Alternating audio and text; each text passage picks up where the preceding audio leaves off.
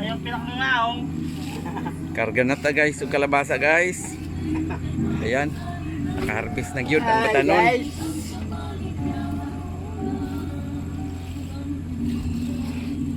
Ayan.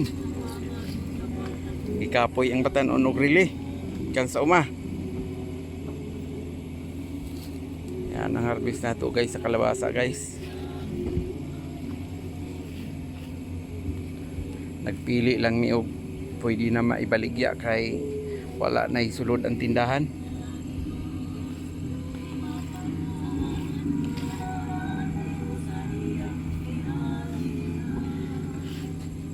Dili lang kalabasa guys ang giharvest, apil kamunting kahoy.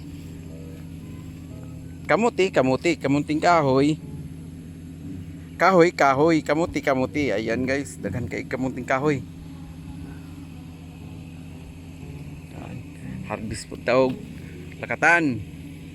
Ayan.